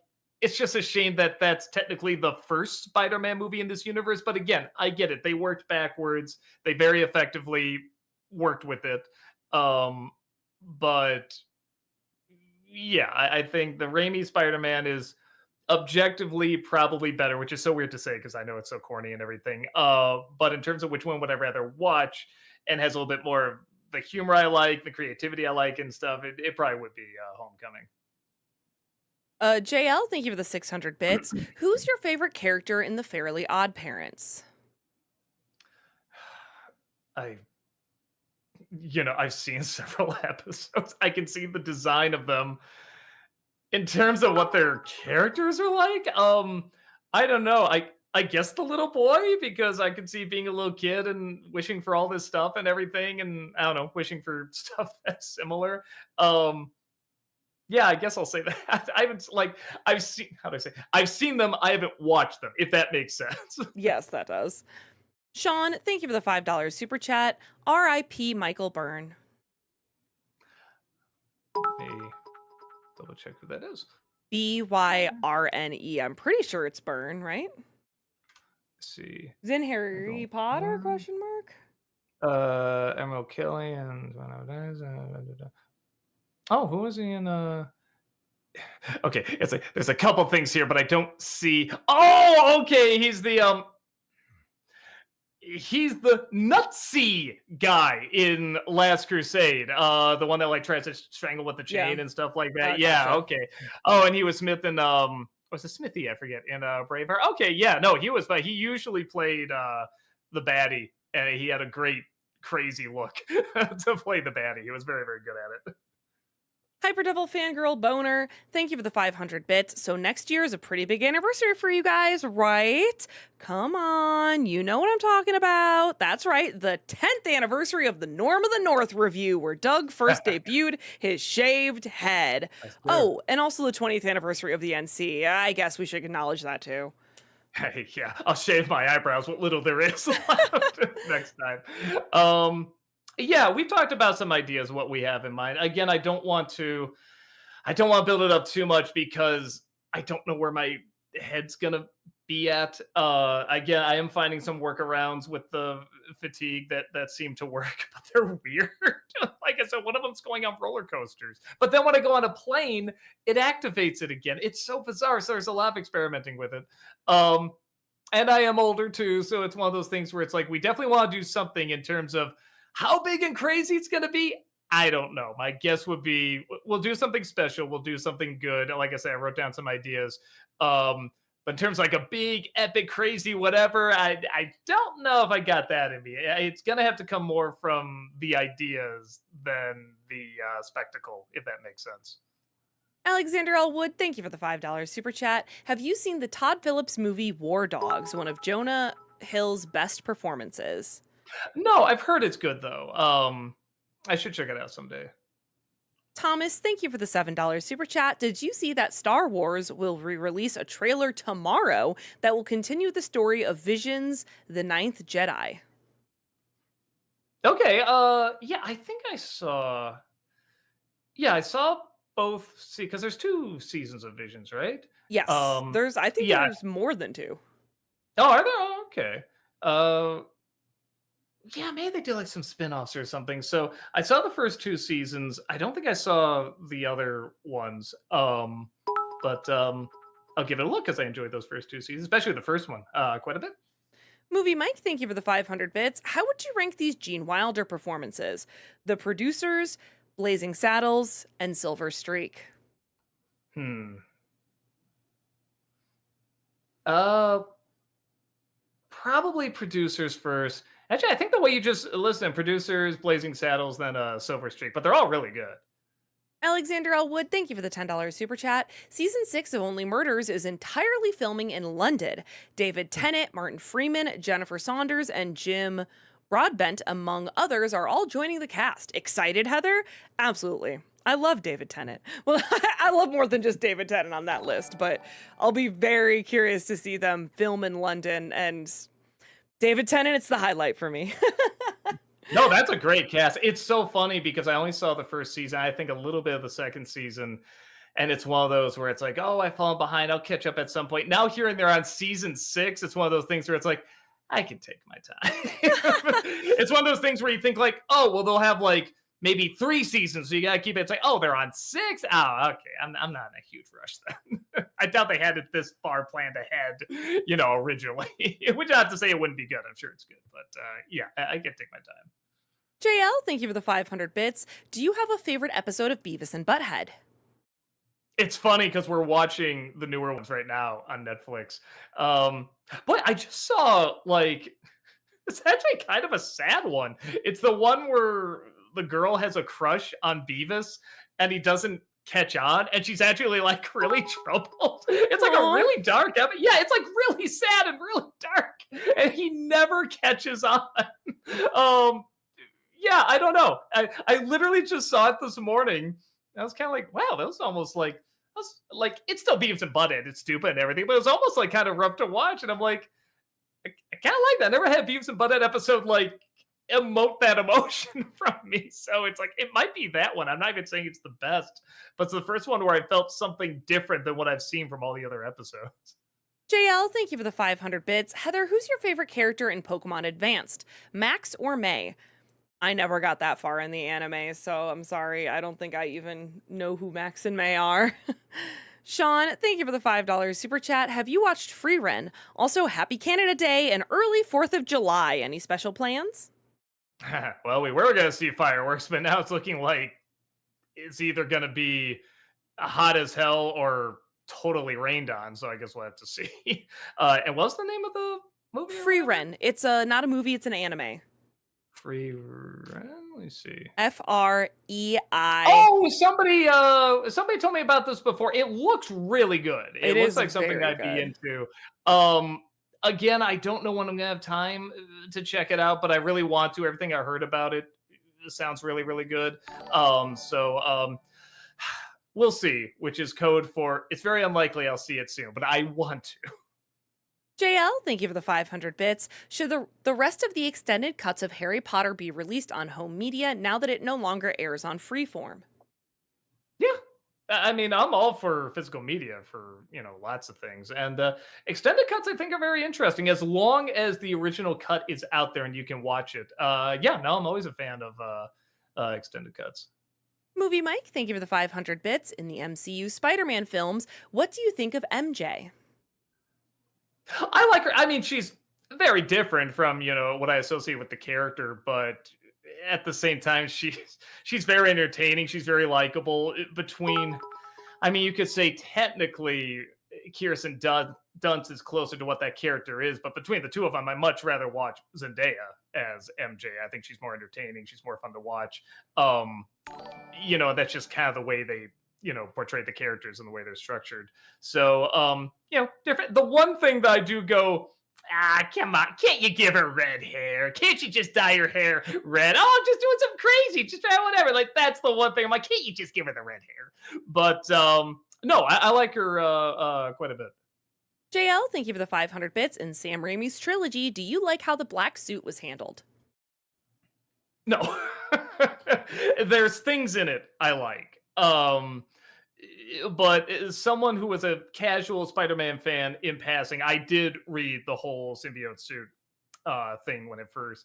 I'm not when it first came out. I don't even know if I was alive yet. But I read a collection of it. I loved all that. I loved Venom, and I thought the story was very interesting. You could do a lot with it, and it just leaned too hard into the comedy, and the pacing was all over the place. I will admit, by that point, I was kind of used to that in the Spider-Man movie, so I wasn't as destroyed as everyone else was. Because I already kind of associated them with being very corny and campy and hokey and everything. But when it got to the point where he's on top of the church and he's about to take the suit off and everything, I was like, this doesn't feel earned. I thought there'd be a lot more going on up to this point. I'm like, we're here already? So that's when I realized, nah, this isn't working. There needed to be more with it. They needed to tone down the comedy and they needed to focus a little bit more on the duality. And I still can't believe they didn't do a dream sequence with it. There's a great dream sequence in the comic. It takes up a whole page and it's so cool. And Raimi would have knocked it out of the park. And I can't believe they didn't do that. Movie Mike, thank you for the 500 bits. Have you seen Chronicle? It's a found footage film where three teenagers gain telekinetic abilities. I think so. Let me double check. Chronicle movie. Yes. I remember liking it. I don't remember it being like amazing or anything, but for a time when that gimmick was already becoming pretty gimmicky, I thought they worked with it pretty well, and it was interesting seeing the descent of the main kid. I thought it was pretty well handled. But I've only seen it once. I haven't seen it since it came out. Alexander Allwood, thank you for the $5 super chat. Have you watched Paddington in Peru? While not as good as the first two, Antonio Banderas and Olivia Colman were great cast additions. I was trying to think. I don't think I have. I've seen the second one. Did I see it like if I did, I saw it on a plane. You know what I mean? Yeah. I don't think I did. I think I've only seen parts of it. I should sit down and watch it because I like the first two. JL, thank you for the 500 bits. In the original Spider-Man Sam Raimi trilogy, did you laugh at emo Peter? I mean, yeah. But again, going into that third film, because I just was not prepared for the kind of movies they were going to give me with those. And I've grown to like them.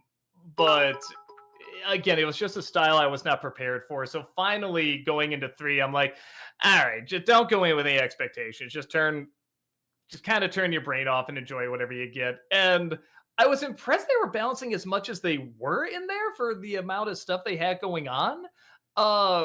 As much as people say it is too much and everything, and I get that, I was still feeling something for a lot of the characters.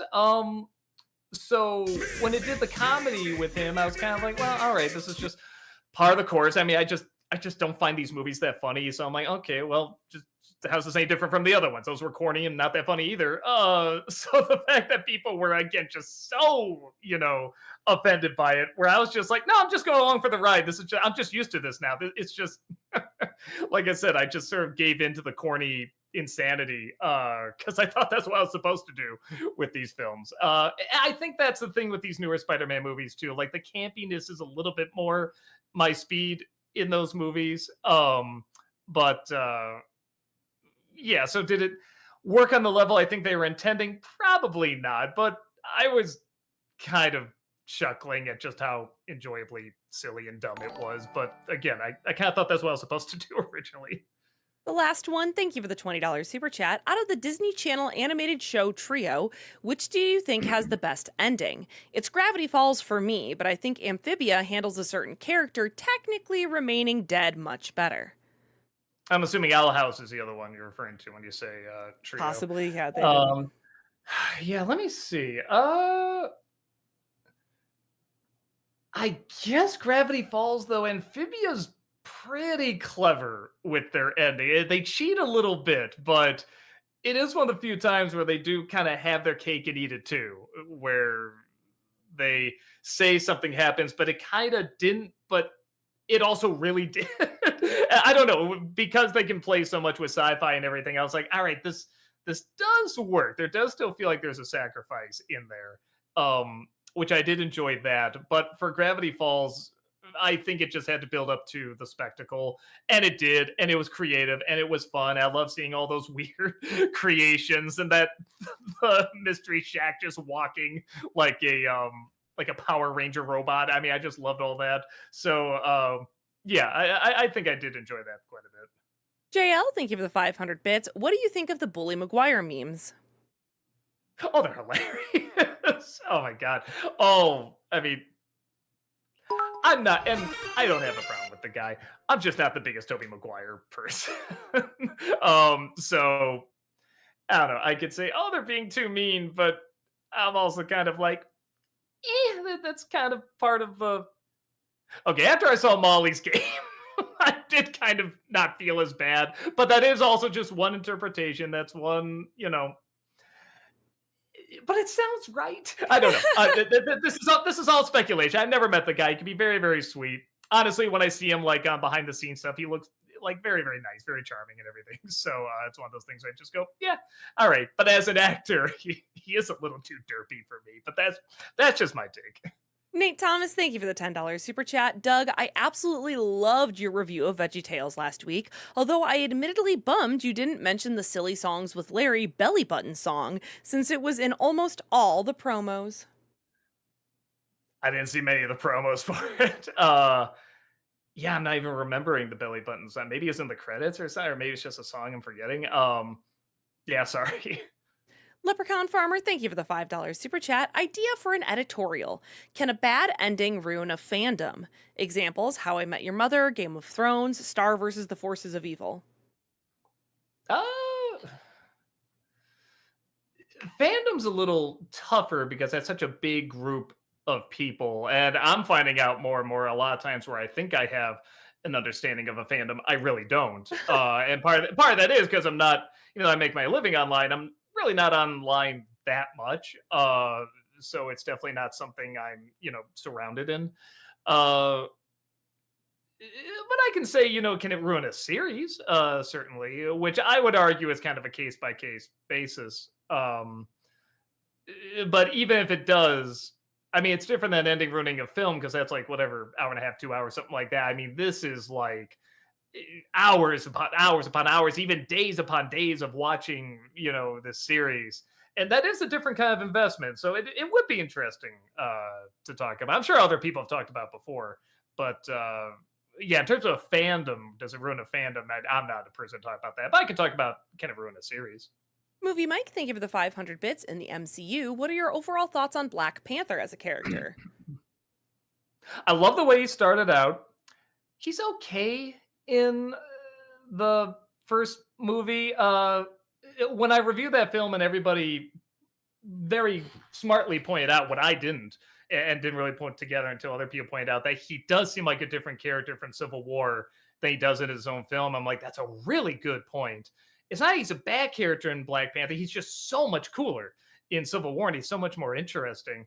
But I still like him, in both versions. I didn't necessarily look at him and say that's a completely different person, but he is very different. And then the new one they had, I enjoyed, even though I was thinking, oh, I kind of want this other character to be Black Panther. But the one they went with, I guess that's what they do in the comics, and it worked. I followed it, I believed it for the most part. So yeah, we'll see what they do with that in Doomsday, because I'm sure. Well, yeah, they already showed in one of the trailers they're going to bring her back for that. Microman, thank you for the $10 super chat. I've talked about Metroid, and now it reminds me of something. Do you have any knowledge on the Halo franchise? Either yes or no. Would you be curious to try these games out sometimes? Oh, I'd love to try them out at some point. I know the composer, so I know it's good music. But I always hear they're great. The closest exposure I have outside of knowing the composer is Red versus Blue, which I love that show. I never finished the whole thing. I think I got about halfway through, which was like I don't even know what season was it, like season 7, or I even want to say I got to like 11 or so. I got far, but I can't remember how far. We got and we got them on physical media, it was the DVDs and everything. Oh man, now they're probably worth so much, and I think I gave them away. But yeah, I'd like to play the games at some point because obviously they're classic games. Everybody knows them. So it might be something to do sometime around the corner. Headshot, thank you for the $5 super chat. For both of you, which world would you rather be in? The sci-fi world of Star Wars or the fantasy world of Harry Potter with all their pros and cons? I'd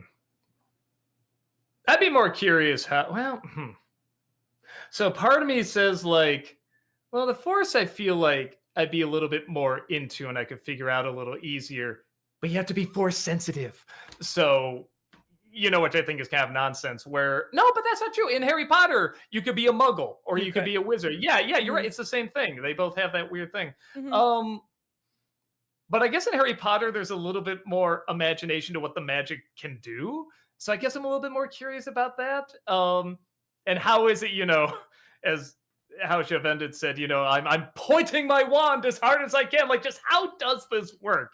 I guess I'm a little bit more curious about that, where with the Force, it's the feelings, it's all around us. There's so many philosophies that can connect to that. With Harry Potter, you just say a magic word.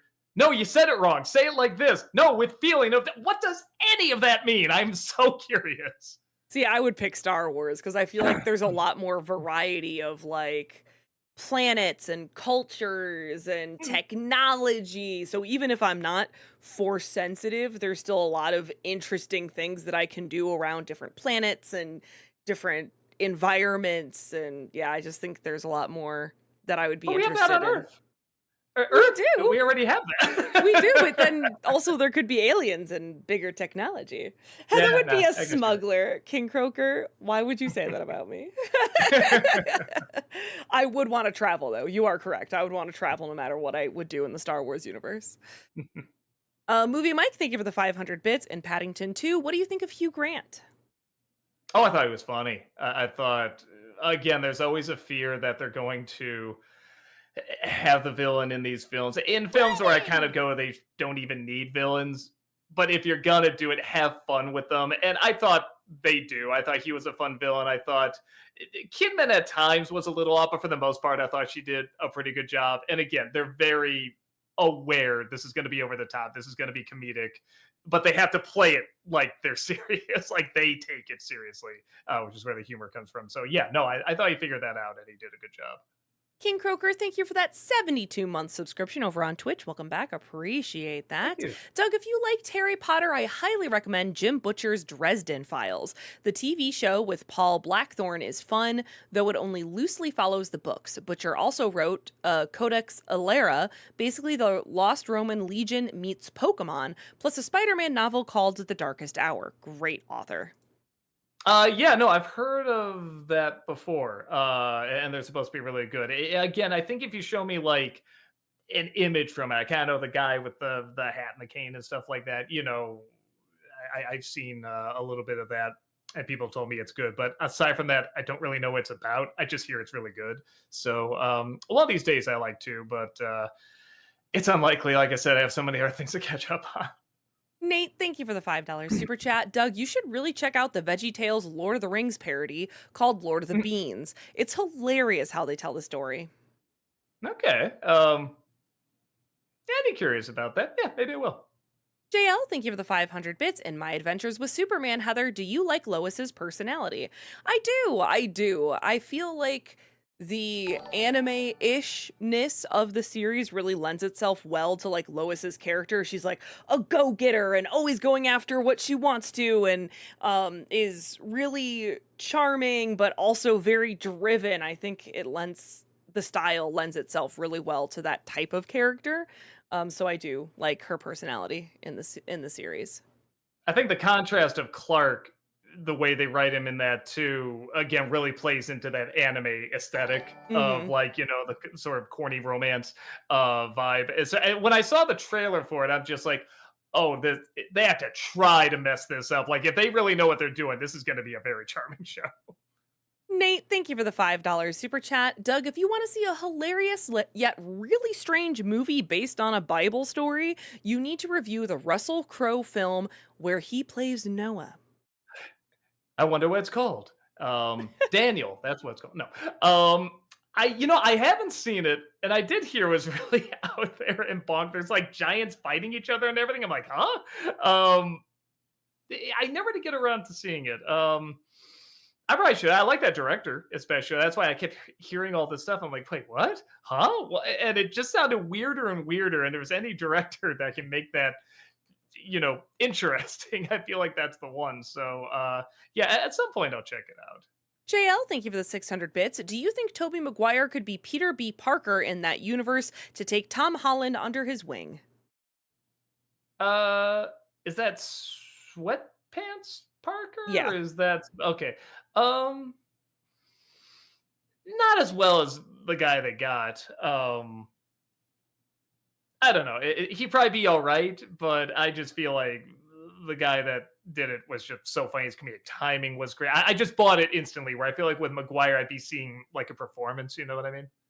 JL, thank you for the 600 bits. In Star Wars The Clone Wars, Heather, what do you think of Anakin Skywalker and Padme Amidala's relationship? In the movie, it's very stilted and not great, and they don't seem like they're very close. But in the show, it does kind of help bridge that gap a little bit. But it's not great in the movie. What I'm so fascinated by is that they somehow keep those performances, that somewhat stilted way of talking, but they work with it in a way where it's like, well, no, they're kind of holding in their emotions, they're repressing it. They write it in a way where it kind of makes sense they would talk that way. And Yeah. that is so difficult to do. And it's even more difficult to play. And I was so impressed with how well those voice actors did that. The last one, thank you for the $10 super chat. Have you seen the Angry Birds 3 trailer? Do you think it'll be a scar on cinema like the first or a hidden gem like the second? Also, where's the review for 2 at? Maybe I'll do it when 3 comes out. No, I know they're making one. I haven't seen the teaser yet, so I'll check it out. Oh, I'll sneeze there, sorry. Keyblade Master, thank you for the $5 super chat. The first Harry Potter movie has color in it, you say? Don't worry, the HBO series will rectify that. Yeah, it's almost like they're jumping to the gray, oversaturated look already. Then again, it is England, so no. Leprechaun Farmer, thank you for the $5 super chat. Idea for a fanscription. What if we made the CW's Powerpuff pilot good? What do you mean good? It was great. It was art. No, just kidding. Did they ever release it? Or no, or did it get leaked? Or It got leaked. Yeah, it got Okay. leaked, but I don't think it ever actually saw the light of day. I was so excited for that. That's like the only one of those where I'm like, yes, please. Like, I just knew it was going to be awful. And I was so excited. That's one of the few times where it's like, maybe I will see the leaked one that came out, because I'm usually like, well, it's not meant to be out there. I don't want to see it. But that's one where it's like, if it's not going to air anyway, I might check that out. Doug Doms, thank you for the $2 super chat. Hey, Doug, did you get my message? Sorry if you did. I don't know. I get a lot of messages. I'm sorry. Hey, and we have 5 minutes for chat Nice. questions. Woo! All right, amazing. Doug, it's Sean49 Doctor, says, Doug, as a Star Trek fan, how do you feel about the infamous SNL sketch where William Shatner told a room full of Trekkies to, quote, get a life? That was hilarious.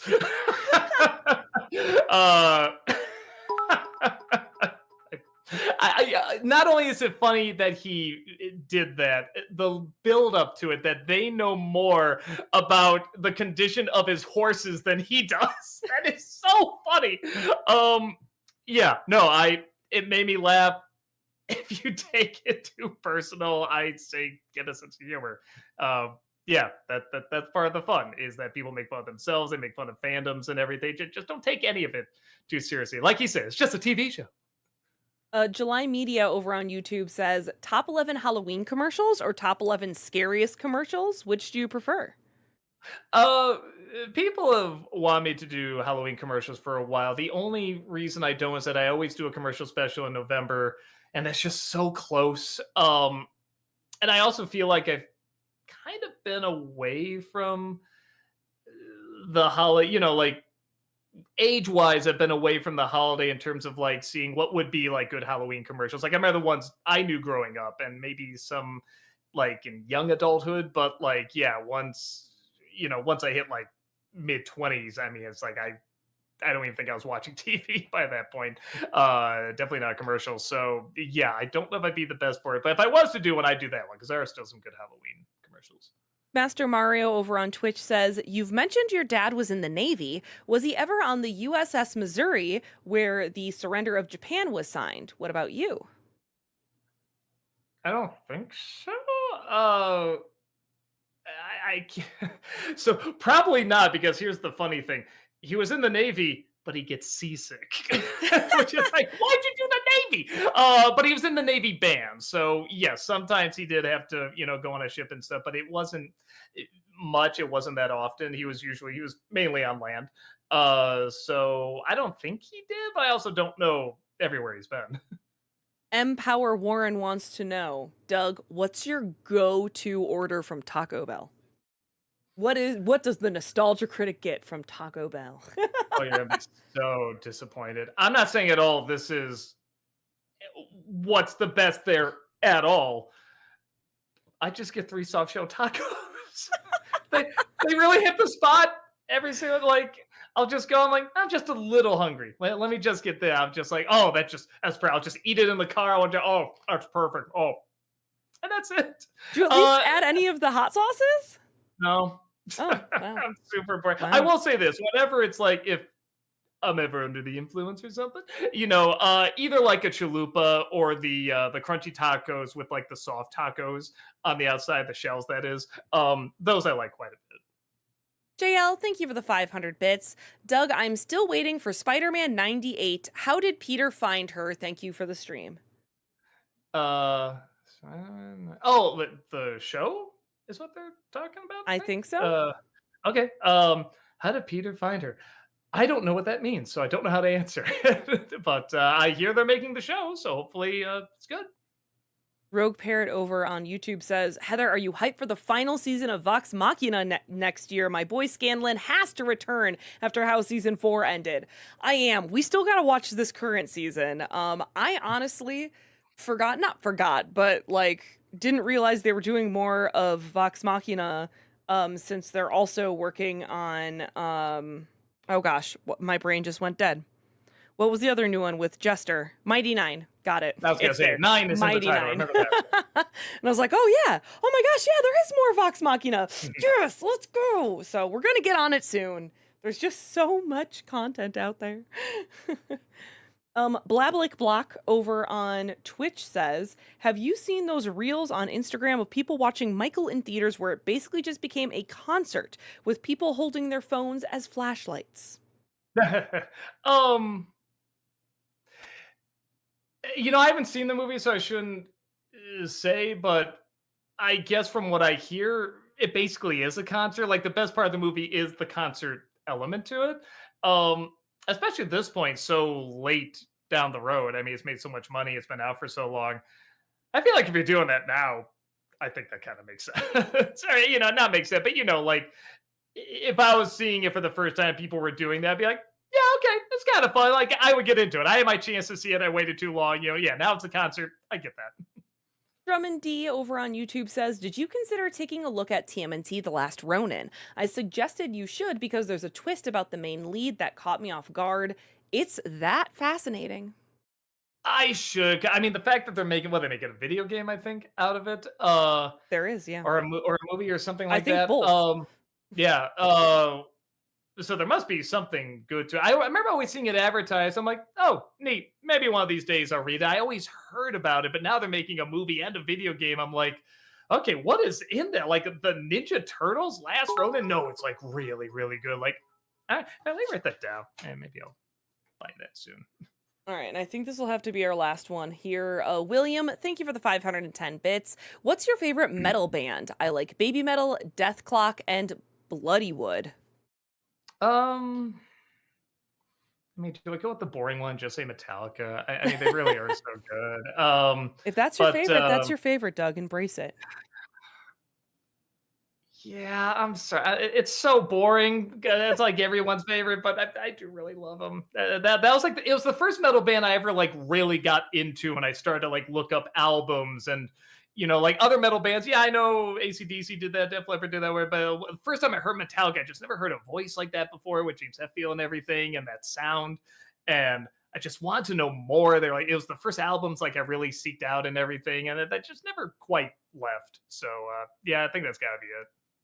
Okay, and that is going to do it for us, everyone. Thank you so much for being here. We appreciate it. We do have stream on Friday, right? Yeah, we have stream Yes. on Friday. Yes, we do. As far as I'm aware, we have stream on Friday. Yes. Malcolm will also be back on Twitch tomorrow, so if you want a double dose of Mouse PI for Hire, Thursday and Friday, we've got that content for you, okay? So yeah, have a good rest of your evening, everyone. Thank you so much for hanging out with us, and happy Canada Day to those celebrating today. Have a good day. Bye. Bye. Goodbye. Goodbye. Goodbye. Tail Roach League, thank you for the $2 super chat, or €2. Sorry, we gotta go.